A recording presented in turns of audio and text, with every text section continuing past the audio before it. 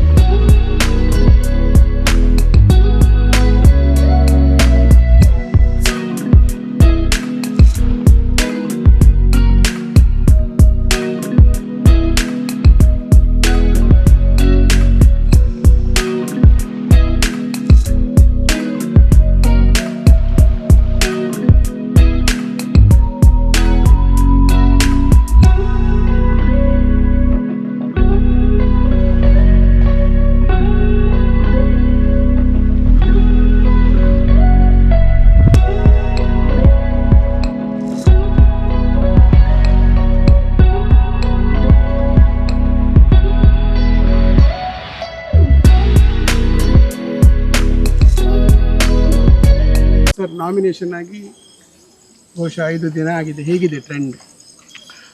ಮಂಜೇಶ್ವರ ವಿಧಾನಸಭಾ ಮಂಡಲ ಎಂಬುದು ಸಪ್ತಭಾಷೆಗಳ ಸಂಗಮ ಭೂಮಿ. ರಾಷ್ಟ್ರಕವಿ ಗೋವಿಂದ ಪೈಗಳ ಕಯ್ಯಾರ ಕಿಂಜನ್ನರಯ್ಯ ಮಣ್ಣು. ಇಲ್ಲಿ ಮತ ಸೌಹಾರ್ದತೆಯ ಕೇಂದ್ರ.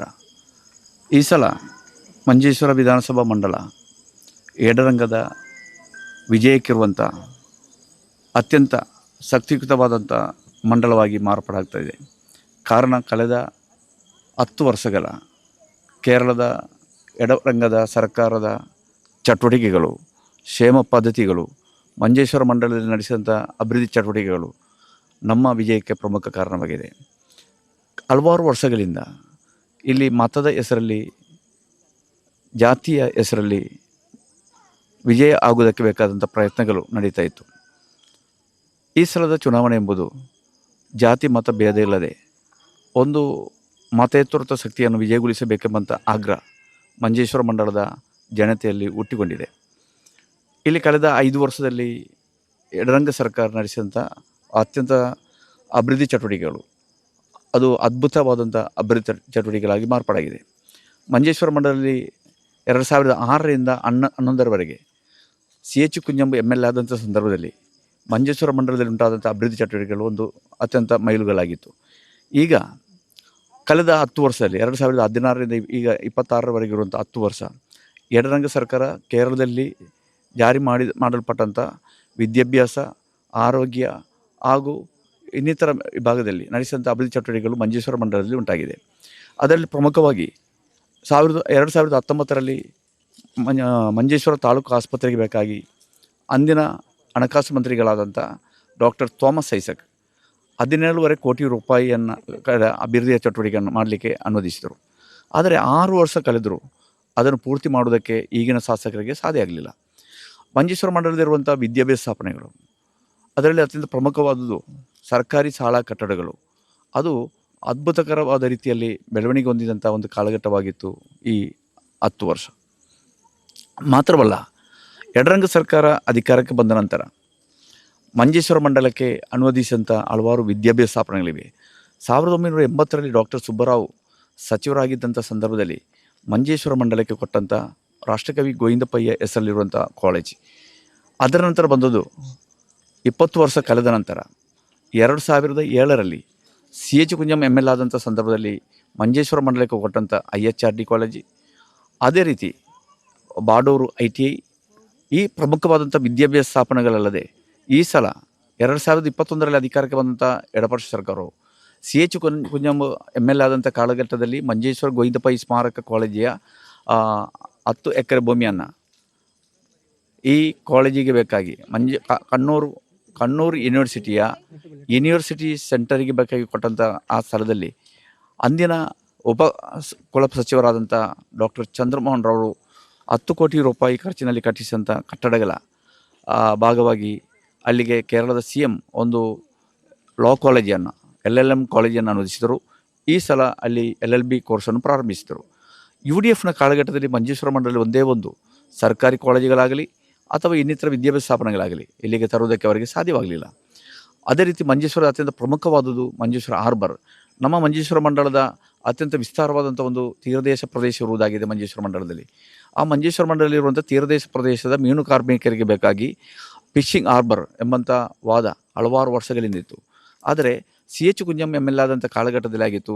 ಅದಕ್ಕೆ ಬೇಕಾದಂಥ ಹಣಕಾಸು ನೆರವನ್ನು ಒದಗಿಸಿಕೊಟ್ಟದ್ದು. ಈ ಸಲ ಆ ಹಾರ್ಬರ್ ಎಡರಂಗ ಸರ್ಕಾರದ ಕಾಲಘಟ್ಟದಲ್ಲಿ ಅದರ ಉದ್ಘಾಟನೆ ನಡೆಸೋದಕ್ಕೆ ಸಾಧ್ಯವಾದಂಥ ಒಂದು ಸನ್ನಿವೇಶದಲ್ಲಿ ನಾವಿದ್ದೇವೆ. ಮಂಜೇಶ್ವರದ ಅತ್ಯಂತ ಪ್ರಮುಖವಾದಂಥ ಬೇಡಿಕೆ ಮಂಜೇಶ್ವರ ತಾಲೂಕು ಕಚೇರಿಗೆ ಕಟ್ಟಡ ನಿರ್ಮಾಣ ಮಾಡಿಸುವುದಾಗಿದೆ. 2019ರಲ್ಲಿ ಡಾಕ್ಟರ್ ಥೋಮಸ್ ಐಸಕ್ ಹಣಕಾಸು ಸಚಿವರಾದಂಥ ಸಂದರ್ಭದಲ್ಲಿ 5.5 ಕೋಟಿ ರೂಪಾಯಿ ಮಂಜೇಶ್ವರ ತಾಲೂಕು ಕಚೇರಿಗೆ ಬೇಕಾಗಿ ಸರ್ಕಾರ ಅನುಮೋದಿಸಿದರು. ಎಷ್ಟರವರೆಗೆ ಅದರ ಸ್ಥಳವನ್ನು ನೀಡದ ಕಾರಣ ಅಥವಾ MLA ಮುತುವರ್ಜಿ ವಹಿಸದ ಕಾರಣ ಅದನ್ನು ಪೂರ್ತಿಗೊಳಿಸಲು ಸಾಧ್ಯ ಆಗಲಿಲ್ಲ. ಮಂಜೇಶ್ವರ ಜನತೆ ಅತ್ಯಂತ ಪ್ರಮುಖವಾದ ಸಮಸ್ಯೆ ಏನೆಂದರೆ ಮಂಜೇಶ್ವರದ ಪಟ್ಟಣ ಪ್ರದೇಶಕ್ಕೆ ಹೋಗುವಂಥ ಮಂಜೇಶ್ವರದ 2 ರೈಲ್ವೆ ಗೇಟ್ಗಳು 2011ರಲ್ಲಿ 72 ಕೋಟಿ ರೂಪಾಯಿಗಳ ಅನುಮೋದನೆಯನ್ನು ಕೇರಳ ಸರ್ಕಾರ ಅನುಮೋದಿಸಿತು. ಈ 15 ವರ್ಷ ಕಾಲಘಟ್ಟದಲ್ಲಿ ಅದನ್ನು ಪೂರ್ತಿಗೊಳಿಸಲಿಕ್ಕೆ DPR ಮಾಡೋದಕ್ಕೆ ನಮ್ಮ ಶಾಸಕರುಗಳಿಗೆ ಸಾಧ್ಯವಾಗಿಲ್ಲ ಎಂಬುದಂಥ ಒಂದು ವಿಚಿತ್ರವಾದ ಸನ್ನಿವೇಶ ನಮ್ಮ ಮುಂದಿದೆ. ಅದೇ ರೀತಿ ಮಂಜೇಶ್ವರ ಮಕ್ಕಳಿಗೆ ಅತ್ಯಂತ ಪ್ರಧಾನವಾದ ಒಂದು ಸಮಸ್ಯೆ ಇರುವುದೇನೆಂದರೆ ಕೇರಳ ಸರ್ಕಾರಿ ಕಚೇರಿಗಳಲ್ಲಿ ಕೆಲಸ ಸಿಗದಂಥ ಒಂದು ಕಾರಣ ಏನಂದರೆ ಇಲ್ಲಿ PSC ಕೋಚಿಂಗ್ ಸೆಂಟರ್ ಇಲ್ಲ. ನಾವು ಈ ಮಂಜೇಶ್ವರದ ಯುವಜನತೆ ಕೊಡುವಂಥ ಭರವಸೆ ಮಂಜೇಶ್ವರದಲ್ಲಿ ವಿದ್ಯಾವಂತರಾದಂಥ ಮಕ್ಕಳಿಗೆ ಅಥವಾ ಯುವಜನರಿಗೆ ಅವರಿಗೆ ಬೇಕಾದಂಥ ಸರ್ಕಾರಿ ಕೆಲಸಕ್ಕೆ ಬೇಕಾಗಿರೋ ಕೋಚಿಂಗ್ ಸೆಂಟರನ್ನು ನಾವು ಸರ್ಕಾರದ ಹಣಕಾಸು ನೆರವಿನಿಂದ ಪ್ರಾರಂಭಿಸಬೇಕಾದಂಥ ಸೌಲಭ್ಯವನ್ನು ನಾವು ಗೆದ್ದರೆ ಖಂಡಿತವಾಗಿ ಮಾಡಿಕೊಡ್ತೇವೆ. ಅದೇ ರೀತಿ ಮಂಜೇಶ್ವರದ ಮತ್ತೊಂದು ಪ್ರಶ್ನೆ ಏನಂದರೆ ಮಂಜೇಶ್ವರ ವಿವಿಧ ಪಂಚಾಯತ್ಗಳಲ್ಲಿ ಮಂಜೇಶ್ವರ ಮಂಡಲದ 8 ಪಂಚಾಯತ್ಗಳಲ್ಲಿ ಬೇಕಾದಂಥ ಮಕ್ಕಳಿಗೆ ಆಟ ಆಡೋದಕ್ಕಿರುವಂಥ ಆಧುನಿಕವಾದಂಥ ಗ್ರೌಂಡ್ಗಳಿಲ್ಲ, ಅದಕ್ಕೆ ಮೈದಾನಗಳಿಲ್ಲ. ಅದಕ್ಕೆ ಬೇಕಾದಂಥ ಪದ್ಧತಿಯನ್ನು ನಾವು ಗೆದ್ದರೆ ಖಂಡಿತವಾಗಿ ಮಂಜೇಶ್ವರ ಮಂಡಲದಲ್ಲಿ ತರುವುದಕ್ಕೆ ಇಚ್ಛೆ ಪಡ್ತಾ ಇದ್ದೇವೆ. ಅದೇ ರೀತಿ ಆಸ್ಪತ್ರೆಗಳು ಕಳೆದ 2021ರಲ್ಲಿ AKM ಅಶ್ರಫ್ ಹೇಳಿದ್ದು ಮಂಜೇಶ್ವರಕ್ಕೆ 100 ಬೆಡ್ಡಿನ ಆಸ್ಪತ್ರೆ ತರ್ತೇವೆ ಎಂಬುದಾಗಿ. ಇಷ್ಟರವರೆಗೂ ಪೂರ್ತಿಗೊಳಿಸಲು ಸಾಧ್ಯವಾಗಲಿಲ್ಲ. ನಾವು ಗೆದ್ದರೆ ಖಂಡಿತವಾಗಿಯೂ ಮಂಗಲ್ಪಾಡಿಯಲ್ಲಿರುವಂಥ ತಾಲೂಕು ಆಸ್ಪತ್ರೆಗೆ ಬೇಕಾದಂಥ ಅತ್ಯಂತ ಆಧುನಿಕ ಸೌಕರ್ಯಗಳಿರುವಂಥ ಒಂದು ಆಸ್ಪತ್ರೆಯನ್ನು ನಾವು ನಿರ್ಮಾಣ ಮಾಡೋದಕ್ಕಿರುವಂಥ ಪ್ರಯತ್ನವನ್ನು ಮಾಡ್ತೇವೆ. ಹೀಗೆ ಹಲವಾರು ಸಮಸ್ಯೆಗಳಿರುವಂಥ ಮಂಜೇಶ್ವರ ಮಂಡಲದಲ್ಲಿ ಅಭಿವೃದ್ಧಿಯ ಚಟುವಟಿಕೆಯನ್ನು ಮಾಡೋದಕ್ಕೆ ನಾವು ಪ್ರಯತ್ನಿಸಿದ್ದೇವೆ. ಅದರಲ್ಲಿ ಒಂದು ಅತ್ಯಂತ ಪ್ರಧಾನವಾಗಿರುವುದೇನೆಂದರೆ ಈ ಮಂಡಲದಲ್ಲಿ BJP ಸ್ಟಾರ್ ಮಂಡಲ ಎಂಬುದಾಗಿ ಹೇಳ್ತಾ ಇದೆ. ಈ ಸ್ಟಾರ್ ಮಂಡಲ ಎಂಬುದಂತ ಹೇಳುವಂಥ BJP ಅವರು ಕಳೆದ 12 ವರ್ಷದಲ್ಲಿ ಕೇಂದ್ರವನ್ನು ಆಡಳಿತ ಮಾಡ್ತಾ ಇದ್ದಾರೆ. ಈ ಆಡಳಿತದ ಸಂದರ್ಭದಲ್ಲಿ ಮಂಜೇಶ್ವರ ಮಂಡಲದ ಜನರಿಗೆ ಏನಾದರೂ ಅಭಿವೃದ್ಧಿ ಚಟುವಟಿಕೆಯನ್ನು ಮಾಡೋದಕ್ಕೆ BJP ಅವರಿಗೆ ಸಾಧ್ಯವಾಗಿದೆ ಅಂತ ಪರಿಶೋಧಿಸಬೇಕು. ಮತದ ಹೆಸರಲ್ಲಿ ಜಾತಿಯ ಹೆಸರಲ್ಲಿ ಮತ ಹಿಡಿಯುವುದಲ್ಲದೆ ಜನರಿಗೆ ಬೇಕಾದಂಥ ಯಾವುದೇ ಪದ್ಧತಿಯನ್ನು ಆವಿಷ್ಕಾರ ಮಾಡೋದಕ್ಕೆ ಇವರು ತಯಾರಾಗಿಲ್ಲ ಎಂಬುದನ್ನು ನಾವು ತಿಳ್ಕೊಳ್ಬೇಕಾಗಿದೆ. ಇದು ಈ ಮಂಡಲದ ಹಲವಾರು ಪ್ರಶ್ನೆಗಳು ನಮ್ಮ ಮುಂದಿರುವಾಗ ಅದನ್ನು ಪರಿಹರಿಸಿ ಕೇರಳದಲ್ಲಿ 3ನೇ ಸಲ ಎಡರಂಗ ಸರ್ಕಾರ ಅಧಿಕಾರಕ್ಕೆ ಬರುತ್ತದೆ. ಆ ಎಡರಂಗ ಸರ್ಕಾರ ಅಧಿಕಾರಕ್ಕೆ ಬರುವಾಗ ಮಂಜೇಶ್ವರ ಮಂಡಲದಲ್ಲಿ ಎಡರಂಗದ ಶಾಸಕ ಇಲ್ಲಿ ಆಗಬೇಕಾದ ಅವಶ್ಯಕತೆ ಇದೆ. ಕನ್ನಡ, ತುಳು, ಮಲಯಾಳ, ಉರ್ದು, ಕೊಂಕಣಿ, ಮರಾಠಿ ಹೀಗೆ ಹಲವಾರು ಭಾಷೆಗಳ ಸಂಗಮ ಭೂಮಿ ಮಿನಿ ಇಂಡಿಯಾ ಎನ್ನುವಂಥ ಈ ಮಂಡಲದಲ್ಲಿ ಎಡರಂಗ ಗೆಲ್ಲಬೇಕಾದ ಅವಶ್ಯಕತೆ ಇದೆ. ಮತ ಸೌಹಾರ್ದತೆ ಭೂಮಿಯಲ್ಲಿ ಒಂದು ಮತ ಸೌಹಾರ್ದತೆಗೆ ಬೇಕಾಗಿ ಹೋರಾಡುವಂಥ ಪಕ್ಷದ MLA ಇದ್ದರೆ ಖಂಡಿತವಾಗಿಯೂ ಒಂದು ಅದ್ಭುತವಾದಂಥ ವಿಜಯ ಈ ಮಂಡಲದಲ್ಲಿ ಉಂಟಾಗೋದಕ್ಕೆ ಸಾಧ್ಯ ಇದೆ ಎಂಬುದನ್ನು ಹೇಳಿಕೊಳ್ಳುತ್ತಾ ನನ್ನ ಮಾತನ್ನು ಕೊನೆಗೊಳಿಸ್ತೇನೆ. ಸರ್, ಸ್ಟಾರ್ ಪ್ರಚಾರಕರೆಲ್ಲ BJP ಸೈಡಿಂದ ಬರ್ತಾರೆ. ಕರ್ನಾಟಕದ ಎಲ್ಲರೂ ಕೂಡ ಮಂಜೇಶ್ವರದಲ್ಲಿ ಬೀಡು ಬಿಟ್ಟಿದ್ದಾರೆ. ಅವರ ಟ್ರೆಂಡ್ ಪ್ರಕಾರ ಈಗ ನಮ್ಮದೇ ಜಯ ಅಂತ ಹೇಳ್ತಿದ್ದಾರೆ. ಏನು ಹೇಳ್ತೀವಿ? ಇದಕ್ಕೆ ಉತ್ತರ ಹೇಳುವುದಕ್ಕೆ ಹಲವಾರು ಸಮಯ ಬೇಕಾದೀತು. 2021ರಲ್ಲಿ ಇದೆಲ್ಲ ಸ್ಟಾರ್ ಪ್ರಚಾರಕರ ಒಟ್ಟಿಗೆ ಕರ್ನಾಟಕದ ಮುಖ್ಯಮಂತ್ರಿ, ಆವತ್ತಿನ BJPಯ ಸಚಿವರುಗಳು ಎಲ್ಲವೂ ಮಂಜೇಶ್ವರ ಮಂಡಲದ 8 ಪಂಚಾಯತಿನಲ್ಲಿದ್ದರು. ಅವರಿಗೆ ವಿಜಯಗೊಳ್ಳಲಿಕ್ಕೆ ಸಾಧ್ಯ ಆಗಲಿಲ್ಲ. ಕಾರಣ ಏನೆಂದರೆ ಮಂಜೇಶ್ವರದ ಜನತೆಗೆ ಗೊತ್ತು ಇಲ್ಲಿ ಯಾರು ವಿಜಯಗೊಳಿಸಬೇಕೆಂಬುದಾಗಿ. BJPಯವರ ಸ್ಟಾರ್ ಪ್ರಚಾರ ಏನು ಇಲ್ಲಿ ಇರಲಿಕ್ಕಿಲ್ಲ. ನಾನು ಒಂದು ಹೇಳ್ತೇನೆ, ಇಲ್ಲಿ ದೇಶಾಟನ ಪಕ್ಷಿ ಅಂತ ಒಂದು ಗಾದೆ ಇದೆ. ಗಾದೆ ಅಲ್ಲ, ಒಂದು ಮಾತಿದೆ. ದೇಶಾಟನ ಪಕ್ಷಿ ಅಂದರೆ ಏನು?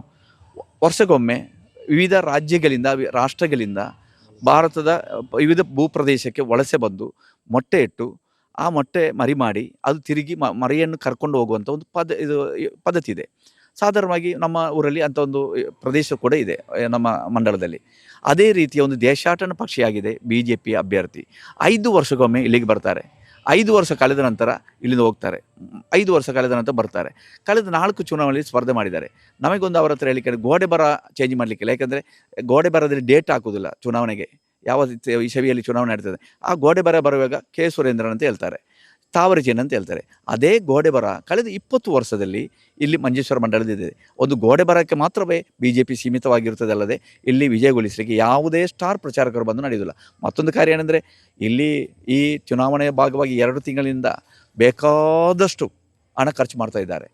ಅವರ ಹಣ ಬಲದ ಮುಂದೆ ಬೇರೆ ಏನು ಸಾಟಿಯೇ ಇಲ್ಲ. ಆದರೆ ಒಂದು ಕಾರ್ಯ ಹೇಳಲಿಕ್ಕೆ ಇಲ್ಲಿ ಜನರಿಗೆ ಕರ್ನಾಟಕದಲ್ಲಿ ಹಣ ಕೊಟ್ಟು ಗೆದ್ದಾಗೆ ಇಲ್ಲಿಯನ್ನು ಗೆಲ್ಲಲಿಕ್ಕೆ BJPಯವರಿಗೆ ಸಾಧ್ಯ ಇಲ್ಲ. ಇದು ಕೇರಳ ಬುದ್ಧಿವಂತರ ನಾಡು, ವಿದ್ಯಾವಂತರ ನಾಡು. ಇಲ್ಲಿ ಹಣಕ್ಕಾಗಿ ಆಸೆ ಪಡುವಂಥ ಯಾವುದೇ ಕಾರ್ಯಕರ್ತರಿಲ್ಲ. BJPಯವರಿಗೆ ಒಂದು ಕಿವಿ ಮಾತು ಹೇಳಲಿಕ್ಕೆ ನಾನು ಇಷ್ಟಪಡ್ತೇನೆ. BJPಯ MLAಗಳು ಕರ್ನಾಟಕದಿಂದ ಇಲ್ಲಿ ಬಂದು ಕೆಲವು ಮತ ಸೌಹಾರ್ದತೆ ಮಾತುಗಳನ್ನು ಹೇಳ್ತಾ ಇದ್ದಾರೆ.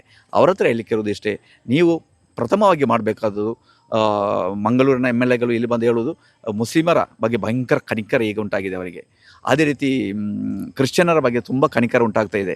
ಅವರ ಕನಿಕರ ನಿಮ್ಮ ಊರಲ್ಲಿ ಇಟ್ಟು ಬಂದರೆ ಸಾಕು. ಯಾಕಂದರೆ ಅಲ್ಲಿ ಕೋಮುಗಲಭೆಗೆ ಸೃಷ್ಟಿ ಮಾಡಿ ಬಡವರನ್ನು ಅಥವಾ ಸಾಧುಗಳಾದ ಮನುಷ್ಯರನ್ನು ಕೊಲ್ಲುವಂಥ ಒಂದು ರಾಜಕೀಯ ಪಕ್ಷ ಅವರದು. ಇಲ್ಲಿ ಅದನ್ನು ಬೇಯಿಸಲಿಕ್ಕೆ ಹೊರಡುವುದು ಬೇಡ. ಮತ್ತೊಂದು ಅವರಿಗೆ ಹೇಳಲಿಕ್ಕಿರುವುದು, ಈ ಕೇರಳದವರನ್ನು ಎಂಥದ್ದು ತಮಾಷೆಯ ಒಂದು ರಾಜ್ಯವಾಗಿ ನೋಡುವುದೇನು ಬೇಡ. ಒಂದು ಕಾಲದಲ್ಲಿ ಕೇರಳಕ್ಕೆ ಬಂದಂಥ ಒಂದು ಕೇಂದ್ರ ಪ್ರಧಾನವಾದಂಥ ಒಬ್ಬರು ಸಚಿವರು ಹೇಳಿದ್ದು, ಇದು ಸೋಮಾಲಿ ಅಂತೇಳಿ. ಸೋಮಾಲಿ ಅಂತ ಗೊತ್ತಲ್ಲ, ಆಫ್ರಿಕಾದ ಅತ್ಯಂತ ದರಿದ್ರವಾದಂಥ ಒಂದು ರಾಜ್ಯ. ಇದು ಸೋಮಾಲಿ ಅಲ್ಲ, ಅಮೇರಿಕೆಗೆ ಸಮಾನವಾದಂಥ ಭಾರತದ ಏಕೈಕ ರಾಜ್ಯ ಯಾವುದಂತ ಕೇಳಿದರೆ ಅದು ಕೇರಳ. ಬಡತನ ಇಲ್ಲದ ರಾಜ್ಯ, ಶಿಶುಮರಣ ಸಂಖ್ಯೆಯಲ್ಲಿ ಅಮೇರಿಕೆಗೆ ಸಮಾನವಾದಂಥ ರಾಜ್ಯ. ಅದೇ ರೀತಿ ಆರೋಗ್ಯ ಮೇಘಲೆಯಲ್ಲಿ ಲೋಕಕ್ಕೆ ನಂಬರ್ 1 ಆದ ರಾಜ್ಯ. ಅದೇ ರೀತಿ ಇದು ಕ್ರಿಮಿನಲ್ ಇದರಲ್ಲಿ ಕೇರಳ ಮಾದರಿಯಾದಂಥ ರಾಜ್ಯ. ಯಾವುದೇ ಇದರ ನೀತಿ ಆಯೋಗದ ಲೆಕ್ಕವನ್ನು ನಾವು ಪರಿಶೋಧನೆ ಮಾಡಿದರೆ ಎಲ್ಲದರಲ್ಲಿ ನಂಬರ್ 1 ಕೇರಳ. ಯಾವುದು ನಾವು ಹೇಳೋದಲ್ಲ, ಕರ್ನಾಟಕದ ಇದು ರೆವೆನ್ಯೂ ಸಚಿವರಾದಂಥ ಕೃಷ್ಣ ಬೈರೇಗೌಡ ಕೇರಳಕ್ಕೆ ಬಂದಾಗ ಅವರು ಹೇಳಿದಂಥ ಒಂದು ಮಾತಿದೆ. ಕೇರಳ ಏನಂದರೆ ಅತ್ಯಂತ ಅದ್ಭುತಕರವಾದಂಥ ರಾಜ್ಯ, ಈ ಭಾರತಕ್ಕೆ ಮಾದರಿಯಾದಂಥ ರಾಜ್ಯ, ಲೋಕಕ್ಕೆ ಮಾದರಿಯಾದಂಥ ರಾಜ್ಯ. ಕೇರಳ ಎಲ್ಲದರಲ್ಲೂ ನಂಬರ್ 1. ಯಾರು ಹೇಳೋದು? ಕಾಂಗ್ರೆಸ್ಸಿನ UDFನ ಭಾಗವಾಗಿರುವಂಥ ಕಾಂಗ್ರೆಸ್ಸಿನ ಕರ್ನಾಟಕದ ಸಚಿವ ಕೃಷ್ಣ ಬೈರೇಗೌಡ ಹೇಳಿದ್ದು. ಆದ್ದರಿಂದ ನಮಗೆ ಹೇಳಲಿಕ್ಕಿರೋದು, ಕೇರಳ ಲೋಕಕ್ಕೆ ಮಾದರಿಯಾದಂಥ ರಾಜ್ಯ. ಇಲ್ಲಿ ನಿಮ್ಮ ಯಾವುದೇ ರೀತಿಯ ಈ ಥರದ ತಾರತಮ್ಯ ನಡೆಯಲಿಕ್ಕಿಲ್ಲ. ಮತ್ತೊಂದು ವಿಷಯವನ್ನು ಹೇಳಿ ನಾನು ನನ್ನ ಮಾತನ್ನು ಕೊನೆಗೊಳಿಸ್ತೇನೆ. ಸುರೇಂದ್ರ ಅವತ್ತು BJPಯನ್ನು ಸೋಲಿಸುವುದಕ್ಕಾಗಿ LDF ಮತ್ತು UDF ರಾಜಿ ಸಂಧಾನಕ್ಕೆ ಬದ್ಧ ಆಗಿದೆ ಅಂತ ಹೇಳಿ. ಇದು ಒಂದು ಒಳ್ಳೆಯ ಪುಣ್ಯಭೂಮಿ, ಒಳ್ಳೆಯ ಮಣ್ಣು. ಈಗ ನಾವು ನಿಲ್ಲುತ್ತಿರುವಂಥ ಈ ಪ್ರದೇಶದ ಜನರಿಗೆ ಅದು ಕೃತ್ಯವಾಗಿ ಹೋಗ್ತದೆ. ಪೈವಳಿಕೆ ಗ್ರಾಮ ಪಂಚಾಯತಿನಲ್ಲಿ ಎಡರಂಗವನ್ನು ಸೋಲಿಸೋದಕ್ಕೆ ಬೇಕಾಗಿ BJP ಮಾಡಿದಂಥ ಕುತಂತ್ರ ಏನಂದರೆ ಎಲ್ಲರಿಗೂ ಗೊತ್ತು. UDF ಮಾಡಿದ ಕುತಂತ್ರ ಏನಂದರೆ ಎಲ್ಲರಿಗೂ ಗೊತ್ತು. ಯಾಕೆ ಗೊತ್ತಾ? ಗ್ರಾಮ ಪಂಚಾಯತ್ ಚುನಾವಣೆಯಲ್ಲಿ BJP ಸ್ಥಿರವಾಗಿ ಗೆಲ್ಲುವಂಥ ಸುದಂಬಳ ಎಂಬಂಥ ವಾರ್ಡ್ ಇದೆ. ಆ ಸುದಂಬಳ ವಾರ್ಡ್ನಲ್ಲಿ 500ಕ್ಕಿಂತಲೂ ಅಧಿಕ ಮತದಿಂದ ವಿಜಯವಾಗುವಂಥ BJP ಅವರು ಈ ಸಲ ಸೋಲುಂಟಾಗಿದೆ. ಅಲ್ಲಿ UDF ಗೆದ್ದಿದೆ. ಯಾಕೆ ಗೆದ್ದದ್ದು? ಅಂಡರ್ಸ್ಟ್ಯಾಂಡಿಂಗ್. ಆ ಅಂಡರ್ಸ್ಟ್ಯಾಂಡಿಂಗ್ ಅಲ್ಲಿ ನಿಲ್ಲಿಲ್ಲ. ಎಲ್ಲ ವಾರ್ಡ್ಗಳಲ್ಲಿ LDFನ ಕಾರ್ಯಕರ್ತರನ್ನು ಅಥವಾ LDFನವರನ್ನು ಸೋಲಿಸಲಿಕ್ಕೆ ಬೇಕಾಗಿ ಒಂದು ಒಪ್ಪಂದ ಮಾಡಿದರು. ಮೀಂಜ ಪಂಚಾಯತ್, ಒರ್ಕಾಡಿ ಪಂಚಾಯತ್, ಮಂಜೇಶ್ವರ ಪಂಚಾಯತ್, ಅದೇ ರೀತಿ ಪುತ್ತಿಗ ಪಂಚಾಯತ್ ಎಲ್ಲ ಕೋಳಿಬಿ ಒಂದು ಮೈತ್ರಿ ಉಂಟಾಯಿತು. ಆ ಮೈತ್ರಿಯ ಭಾಗವಾಗಿ ಪೈವಳಿಕ ಪಂಚಾಯತ್ನಲ್ಲಿ ಸ್ಟ್ಯಾಂಡಿಂಗ್ ಕಮಿಟಿ ಚೇರ್ಮನ್ ಬೇಕಾಗಿ ಒಂದು BJPಯ ಗ್ರಾಮ ಪಂಚಾಯತ್ ಸದಸ್ಯೆಯನ್ನು ಸ್ಟ್ಯಾಂಡಿಂಗ್ ಕಮಿಟಿ ಚೇರ್ಮನ್ ಮಾಡೋದಕ್ಕೆ ಬೇಕಾಗಿ ಈ ಮಂಜೇಶ್ವರದ ಶಾಸಕ ಯಾರು AKM ಅಸರಫ್ BJPಯ ನೇತಾರರುಗಳು ಒಂದು ಅಂಗಡಿಯ ಒಳಗೆ AC ರೂಮ್ನಲ್ಲಿ ಕೂತು ಚರ್ಚೆ ಮಾಡಿ ಎಡಪಕ್ಷದ ಅಭ್ಯರ್ಥಿಯನ್ನು ಸೋಲಿಸಲಿಕ್ಕೆ ಬೇಕಾಗಿ ಕುತಂತ್ರ ಮಾಡಿದವರು ಇವರು. ಆದ್ದರಿಂದ ಇವರು ನಮಗೆ ಹೇಳಲಿಕ್ಕೆ ಬರೋದು ಬೇಡ. ಎಡರಂಗದ ವಿಜಯಕ್ಕೆ ಬೇಕಾಗಿ ಶ್ರಮಿಸ್ತಾ ಇದೆ. ಈ ಕೋಳಿಬಿ ಸಖಿ ಇರುವುದು ಸುರೇಂದ್ರ ಮತ್ತು AKM ಅಸರಫ್ನ ಮಧ್ಯೆ. ಅವರ ಒಳಗೆ ಮಾಡಿದಂಥ ಒಳ ಒಪ್ಪಂದ ಅವರನ್ನು ಬಹಿರಂಗಪಡಿಸಿ ಈ ಮೊಸರು ತಿನ್ನುವಂಥ ಒಂದು ಕಥೆ ಇದೆ ನಮ್ಮ ಊರಲ್ಲಿ. ಅದೇನೆಂದರೆ ಮೊಸರನ್ನು ತಿಂದು ಅದರ ಕೈಯಲ್ಲಿ ಇರೋದನ್ನು ಮತ್ತೊಂದು ಇದಕ್ಕೆ ಮುಖಕ್ಕೆ ಹಚ್ಚಿದಾಗೆ ಈಗ BJPಯವರು UDFನವರು ನಮ್ಮ ಮುಖಕ್ಕೆ ಹಚ್ಚಲಿಕ್ಕೆ ನೋಡ್ತಾ ಇದ್ದಾರೆ. ಅದು ಎಡಪಕ್ಷದ ಮೇಲೆ CPMನ ಮೇಲೆ ಹಚ್ಚಿ ಏನು ಕಾರ್ಯ ಇಲ್ಲ. ನೀವು ಮಾಡಿದಂಥ ಒಳ ಒಪ್ಪಂದ ಎಲ್ಲರಿಗೂ ಗೊತ್ತಿದೆ. KG ಮಾರರ್ ಎನ್ನುವಂಥ BJP ಅತ್ಯಂತ ಪ್ರಮುಖವಾದಂಥ ನೇತಾರ, ಕೇರಳದ BJP ಪ್ರೆಸಿಡೆಂಟ್ ಆಗಿದ್ದವರು, ಮಂಜೇಶ್ವರ ಮಂಡಲದಲ್ಲಿ ಸ್ಥಿರವಾಗಿ ಸ್ಪರ್ಧೆ ಮಾಡಿದವರು. ಅವರ ಜೀವನ ಚರಿತ್ರೆಯ ಪುಸ್ತಕದ 90ನೇ ಪೇಜಿನಲ್ಲಿ ಕೃತ್ಯವಾಗಿ ಕೇರಳದ BJP ಮತ್ತು ಕಾಂಗ್ರೆಸ್ಸಿನ ಮೈತ್ರಿಯ ಬಗ್ಗೆ ಬರೆದಿದೆ. ಅವರು ಹೇಳ್ತಾರೆ ಏನಂದರೆ, ಬೇಪೂರು ಅದೇ ರೀತಿ ಮಂಜೇಶ್ವರ ಮಂಡಲದಲ್ಲಿ ನಾವೊಂದು ಒಪ್ಪಂದ ಮಾಡಿದರು. ಆ ಮಂಡಲದಲ್ಲಿ ಒಪ್ಪಂದ ಏನಂದರೆ, ಮಂಜೇಶ್ವರ ಮಂಡಲದಲ್ಲಿ BJPಯವರನ್ನು, ಅದೇ ರೀತಿ ಬೇಪೂರು ಮಂಡಲದಲ್ಲಿ BJP ಅಭ್ಯರ್ಥಿಯನ್ನು ಗೆಲ್ಲಿಸಲಿಕ್ಕೆ ಬೇಕಾಗಿ ನಾವು ಚರ್ಚೆ ಮಾಡಿ ಒಪ್ಪಂದ ಮಾಡಿದೆವು. ಆದರೆ ಅದು ಪರಾಜಯ ಆಯಿತು ಅಂತ ಹೇಳಿದ್ದು ನಾವಲ್ಲ, BJPಯ ಕೇರಳದ ಅಧ್ಯಕ್ಷರಾಗಿ ಹಲವಾರು ಕಾಲ BJPಗೆ ನೇತೃತ್ವ ಕೊಟ್ಟಂಥ KG ಮಾರರ್ ಎಂಬಂಥ ನೇತಾರರು. ಅದರಿಂದ ನಮಗೇನು ಸಮಸ್ಯೆ ಇಲ್ಲ. ಒಂದು ಕಾರ್ಯ BJPಯವರಿಗೆ ಹೇಳಲಿಕ್ಕೆ ಇಚ್ಛಿಸಿದೆ ಏನಂದರೆ, ಕಳೆದ ಕೋವಿಡ್ ಕಾಲದಲ್ಲಿ ಈ ಕೇರಳದವರೊಟ್ಟಿಗೆ ಒಂದು ಮೈತ್ರಿ ಅವರಿಗಿರಲಿಲ್ಲ, ಒಂದು ಸ್ನೇಹವಿರಲಿಲ್ಲ. ಈ ಅವಿಭಕ್ತ ದಕ್ಷಿಣ ಕನ್ನಡ ಜಿಲ್ಲೆಯ ಭಾಗವಾಗಿದ್ದಂಥ ನಾವು ಸ್ಥಿರವಾಗಿ ವಿದ್ಯಾಭ್ಯಾಸಕ್ಕಾಗಿ ಮಂಗಳೂರನ್ನು ಆಶ್ರಯಿಸುತ್ತಿದ್ದೆವು. ಆರೋಗ್ಯ ಮೇಖಲೆಯಲ್ಲಿ ಮಂಗಳೂರಿಗೆ ಹೋಗ್ತಾ ಇದ್ದೆವು. ಇದು ಒಂದು ಎಂಥದ್ದು ನಮ್ಮ ಎರಡು ಪ್ರದೇಶದ ಜನರು ಒಂದು ಜೀವನದ ಶೈಲಿ ಒಂದೇ ಆಗಿತ್ತು. ಯಾಕೆಂದರೆ ಕಾಸರಗೋಡು ಅಂದಿನ ಕಾಸರಗೋಡು ತಾಲೂಕು, ಈಗಿನ ಕಾಲದಲ್ಲ, ಇಕ್ಕೇರಿ ನಾಯಕ, ವಿಜಯನಗರ ಸಾಮ್ರಾಜ್ಯ, Hyder Ali, Tipu, British East India ಕಂಪನಿಯ ಭಾಗವಾಗಿ ಎಲ್ಲ ಕಾಲಘಟ್ಟದಲ್ಲೂ ಕಾಸರಗೋಡು ಜಿಲ್ಲೆಯ ಮಂದಿ ಮಂಗಳೂರನ್ನು ಆಶ್ರಯಿಸಿದ್ದರು. ಕಾಲದ ಕೋವಿಡ್ ಕಾಲದಲ್ಲಿ 29 ದಾರಿಗಳನ್ನು ಮಣ್ಣು ಹಾಕಿ ಬಂದ್ ಮಾಡಿ ಈ ಕೇರಳದವರು ಕರ್ನಾಟಕಕ್ಕೆ ಬರಲಿಕ್ಕೆ ಬಾರದು ಎಂಬುದಾಗಿ ತೀರ್ಮಾನ ಮಾಡಿದ್ದು BJP ಅವರು, ನಾವಲ್ಲ. BJPಯ ಕರ್ನಾಟಕ ಸರ್ಕಾರದವರು. ಈಗ ಅವರಿಗೆ ನಮ್ಮ ಮಂಜೇಶ್ವರದ ಜನರ ಮೇಲೆ ದೊಡ್ಡ ಕನಿಕರ ಉಂಟಾಗ್ತಾ ಇದೆ. ಆ ಕನಿಕರ, ಕಪಟವಾದಂಥ ಈ ಕನಿಕರ ಮಂಜೇಶ್ವರದ ಜನರ ಮೇಲೆ ನೀವು ಏರೋದು ಬೇಡ. ಅದು ಮಂಜೇಶ್ವರ ಜನರಿಗೆ ಕೃತ್ಯವಾಗಿ ಕೋವಿಡ್ ಕಾಲದಲ್ಲಿ ಅನುಭವಿಸಿದಾಗಿದೆ. ಇನ್ನು ನೀವು ಇಲ್ಲಿ ಬಂದು ನಮಗೆ ಪ್ರೀತಿ ಲವ್ ಮಾಡ್ತಾ ಇದ್ದಾರಲ್ಲ, ಆ ಲವ್ ಏನು ಇಲ್ಲಿ ನಡೆಯಲಿಕ್ಕಿಲ್ಲ ಎಂಬುದಾಗಿ ಹೇಳಲಿಕ್ಕೆ ಇಷ್ಟಪಡ್ತೀನಿ. SDP ಸ್ಪರ್ಧೆಯಿಂದ LDFಗೆ ಮೈನಸ್ ಅಂತ ಹೇಳ್ತಾ ಇದ್ದಾರೆ ಸರ್, ಸುರೇಂದರ್ಗೆ ಚಾನ್ಸ್ ಇದೆ ಅಂತೇಳಿ. ಅಲ್ಲ ಸರ್, ಈ SDP ಎಂಬುದು ಒಂದು ಕೋಮುವಾದಿ ರಾಜಕೀಯ ಪಕ್ಷ, BJP ಎಂಬುದು ಕೋಮುವಾದಿ ರಾಜಕೀಯ ಪಕ್ಷ. ನಾವು ಹೇಳೋದಿಷ್ಟೇ, ನಮಗೆ ಯಾವುದೇ ಕೋಮುವಾದಿಗಳ ಒಟ್ಟಿಗೆ ಒಂದೇ ಒಂದು ಮೈತ್ರಿ ಇಲ್ಲ. ಮೈತ್ರಿ ಮಾಡ್ತಿರೋದು ಯಾರು? ಈ ಕಾಂಗ್ರೆಸ್ನವರು, UDFನವರು, BJP ಅವರು, ಇವರೆಲ್ಲ ಮೈತ್ರಿ ಮಾಡ್ತಿದ್ದಾರೆ. ನಾವು ಹಾಗೆ ಮೈತ್ರಿ ಇಲ್ಲ. ಈಗ ನೀವು ಒಂದು ವಿಷಯವನ್ನು ನೋಡಿ, ಸುರೇಂದ್ರನ್ ಈಗ ಎಷ್ಟು ದೊಡ್ಡ ಮತಮೈತ್ರಿಯ ಸಂಕೇತವಾಗಿ ಹೇಳ್ತಾ ಇದ್ದಾರೆ. ಮೊನ್ನೆ ರಂಜಾನ್ನ ಅತ್ಯಂತ ಪವಿತ್ರವಾದ ರಂಜಾನ್ ತಿಂಗಳು ಮುಗಿದಾಗ ಅದರ ಈದುಲ್ ಫಿತ್ರ್ನ ದಿವಸ ಒಂದು ಸ್ಟೇಟ್ಮೆಂಟ್ ಅವ್ರನ್ನ ಅಭ್ಯರ್ಥಿಯ ಭಾಗದಿಂದ ಉಂಟಾಗಿತ್ತು. ಮತಮೈತ್ರಿಯ ಸೌಹಾರ್ದತೆಯ ಒಂದು ಸಂದೇಶವನ್ನು ಅವರು ಕೊಟ್ಟರು. ಆದರೆ ಮನಸ್ಸಿನಲ್ಲಿ ಇರುವುದನ್ನು ಮಾತಿನಲ್ಲಿ ಅವರು ಹೇಳಿಲ್ಲ. ಮನಸ್ಸಿನಲ್ಲಿ ಕೋಮು ಚಿಂತಾಗತಿಯನ್ನು ಬೆಳೆಸಿ ಕೋಮು ಘರ್ಷಣೆಗೆ ಬೇಕಾಗಿ ಶ್ರಮ ಪಡುವಂಥ BJP ಅವರಿಗೆ ಕಳೆದ 10 ವರ್ಷದಲ್ಲಿ ಇಲ್ಲಿ ಕೋಮು ಸಂಘರ್ಷ ಮಾಡಲಿಕ್ಕೆ ಅವರಿಗೆ ಸಾಧ್ಯವಾಗಲಿಲ್ಲ. ಈಗ ಮತಮೈತ್ರಿಯ ಬಗ್ಗೆ ಮಾತಾಡ್ತಾ ಇದ್ದಾರೆ. ಅವರ ಮತಮೈತ್ರಿಯ ಬಗ್ಗೆ ಮಾತಾಡುವಾಗ ಅವರು ನೆನೆಸಬೇಕಾದಂಥ ಒಂದು ಕಾರ್ಯ ಇದೆ. ಭಾರತದಲ್ಲಿ ಎಲ್ಲಿ ಮತಮೈತ್ರಿ ಇದೆ? ಕೇರಳದಲ್ಲಿ ಕಳೆದ 10 ವರ್ಷದಲ್ಲಿ ಒಂದು ಕೋಮುಗಲಭೆ ಉಂಟಾಗಲಿಲ್ಲ. ನಿಮ್ಮ ಕರ್ನಾಟಕ ನೀವು ಪರಿಶೋಧನೆ ಮಾಡಿ, ಕರ್ನಾಟಕದಲ್ಲಿ ಎಷ್ಟು ಕೋಮುಗಲಭೆ ಆಗಿದೆ. ಮಂಗಳೂರಲ್ಲಿ ಒಂದು ಮನುಷ್ಯ ಜೀವವನ್ನು, ಒಂದು ಬಡವನ, ಒಂದು ಯುವಕನನ್ನು ಒಡೆದು ಕೊಂದಂಥ ಜನರಿರುವಂಥ ಊರಾಗಿದೆ ಅವರು. ಆದ್ದರಿಂದ ಸೌಹಾರ್ದತೆಯ ಸ್ನೇಹದ ಪ್ರತೀಕ ಕೇರಳದಲ್ಲಿ ಈ ಕೋಮು ಘರ್ಷಣೆ ನಡೆಸಲಿಕ್ಕೆ ನಾವು ಅವಕಾಶ ಕೊಡಲ್ಲ. Thank you.